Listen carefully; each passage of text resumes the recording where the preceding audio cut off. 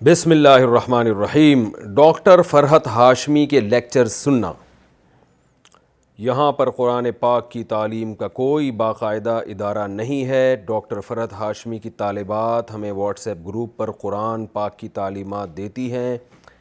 کیا ڈاکٹر فرحت ہاشمی صاحبہ کے ترجمہ و تفسیر پر اعتماد کیا جا سکتا ہے یا نہیں؟ مسز عدیل اسپین سے۔ ڈاکٹر فرحت ہاشمی کے جب سے لیکچر شروع ہوئے ہیں الحمدللہ بہت ساری خواتین نے پردہ کیا ہے۔ میں ذاتی طور پہ جانتا ہوں بہت ساری خواتین قرآن سے دلچسپی پیدا ہوئی ہے اور آگے انہوں نے قرآن کی تعلیمات کو عام کیا ہے۔ یہ فائدے بہت ہیں، تو اس لیے سنیں آپ ضرور، انشاءاللہ اللہ نے چاہا تو فائدہ ہوگا۔ اب تک کوئی ہمیں ایسی تفسیر پر کوئی چیز نظر نہیں آئی جو شریعت کے خلاف ہو، لیکن یہ بات ضرور ہے کہ مسائل جو ہے نا فقہی مسائل وہ ریلائبل مفتی سے پوچھنے چاہیے۔ آج کل مسئلہ یہ ہے کہ جو آدمی واعظ و نصیحت کا کام شروع کرتا ہے یا درس قرآن کا، وہ لوگوں کو مسائل بھی بتانا شروع کر دیتا ہے، چاہے مرد ہو یا عورت ہو۔ یہ ایک چیز معاشرے میں پھیل گئی ہے، تو ہر چیز کے اہل ہوا کرتے ہیں۔ تو جب آپ کو کوئی فتویٰ چاہیے تو پھر اس میں آپ کسی ریلائبل دینی ادارے کے کسی مفتی سے جو پراپر جو فتوے کا کام کر رہے ہوں عرصہ دراز سے، تو ان سے پراپر فتویٰ لینا چاہیے۔ مسائل کے معاملے میں کسی بھی صرف مذہبی اسکالر ہونا کافی نہیں ہے، کوئی بھی ہو، فرحت ہاشمی کی بات نہیں کر رہا، کوئی بھی ہو، صرف اسکالر ہونا کافی نہیں ہے۔ وہ اکثر ہم نے دیکھا ہے لوگ اس میں غلطی کرتے ہیں۔ ایک مشہور اسکالر ہیں، درس قرآن دیتے تھے، وہ ایک صاحب مجھے ملے اور کہنے لگے قسطوں کا کاروبار کیسا ہے؟ میں نے کہا جائز ہے بالکل، ایک چیز کیش پہ مہنگی ہوتی ہے اور ادھار پہ کیش پہ سستی ہوتی ہے، ادھار پہ مہنگی ہوتی ہے۔ انہوں نے کسی اسکالر کا نام لیا کہ وہ تو بڑا اچھا درس قرآن دیتے ہیں، انہوں نے کہا یہ بالکل ناجائز ہے۔ تو میں نے کہا نہیں، ایسا نہیں ہے، وہ اسکالر تھے اپنی جگہ، درس قرآن بھی اچھا دیتے تھے، مسائل کا علم نہیں ہوتا، ہر چیز کے ایک اہل ہوا کرتے ہیں۔ تو یہ جو قرآن مجید میں آتا ہے احل اللہ البیع وحرم الربا، کہ مشرکین نے کہا کہ انما البیع مثل الربا، جب سود حرام ہوا ہے نا تو مشرکین نے کہا یہ جو بیع ہے خرید و فروخت یہ بھی تو سود جیسی ہے۔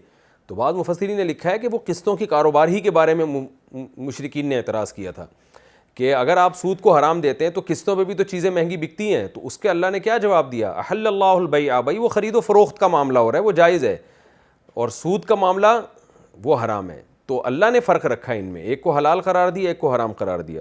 تو مسائل کے معاملات میں جو آج کل جو بہت سارے اسکالرز یا درس قرآن دینے والے لوگ ہیں، جب تک وہ ریلائبل مفتی نہ ہو، کسی دینی ادارے سے پراپر فارغ نہ ہو، کسی مفتی کی نگرانی میں فتوے کا کام نہ کیا ہو، اس وقت تک مسائل نہیں پوچھنے چاہیے ان سے، خاص طور پہ جو پیچیدہ مسائل ہیں یا اختلافی مسائل ہیں، ان میں اکثر یہ حضرات غلطی کر جاتے ہیں۔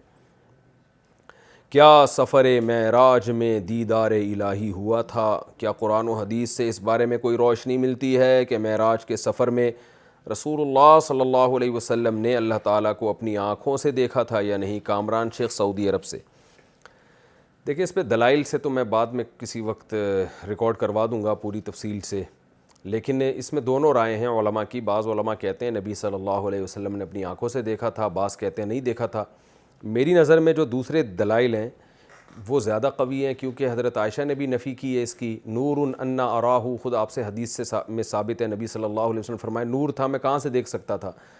اور اس دنیا کی آنکھوں سے تو قرآن مجید میں بھی ہے لا تدرکہ الابصار وہو یدرک الابصار، کہ اس دنیا کی آنکھوں سے اس دنیا میں دیکھنا ممکن نہیں ہے۔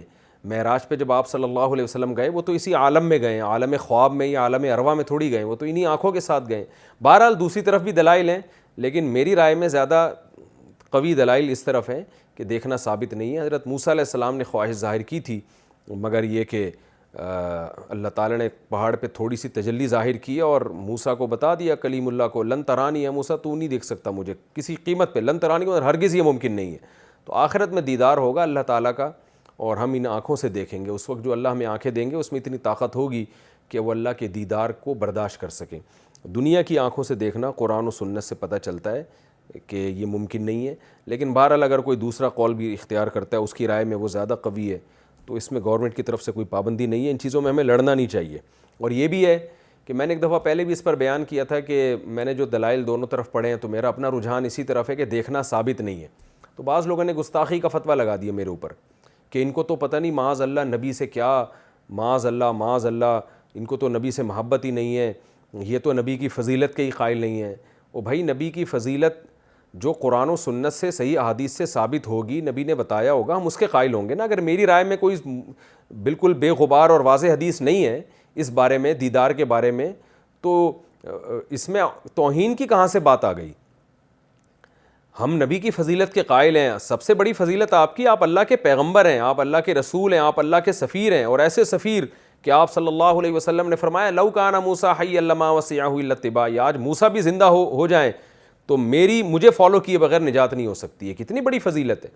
تو جو فضیلتیں ہمارے نبی کی ثابت ہیں وہ خود اتنی بڑی فضیلت ہیں کہ اس سے بعد اگر کوئی کسی ضعیف حدیث کی بیس پہ یا ایسی حدیث جو واضح نہیں ہے اس کی بیس پر اس روایت سے ثابت ہونے والے مضمون کا اگر کوئی انکار کر دیتا ہے تو اس سے پیغمبر کی توہین کا کوئی پہلو نہیں نکلتا۔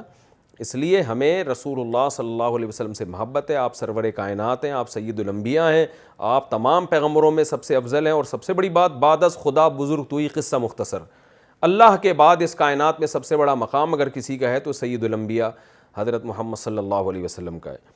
تو یہ فضیلت ہے۔ تو اگر کوئی ان بیسس پہ انکار کرتا ہے کہ بھئی دیکھنا ثابت نہیں ہے تو کم از کم اس پہ توہین کے فتوے نہ لگایا کریں۔ ایسے تو کوئی خود سے بہت سارے فضائل گڑ کے بیان کرنا شروع کر دے اور جب علماء انکار کریں تو آپ ان پہ توہین کے فتوے لگا دیں، تو یہ تو پھر ایک تو شرعی حدود سے تجاوز ہو جائے گا۔ بہرحال مسئلہ اختلافی ہے، میں نے کہا کہ دوسری طرف بھی علماء کی رائے موجود ہے، تو اگر کوئی وہ رائے رکھتا ہے تو اس میں کوئی حرج نہیں ہے۔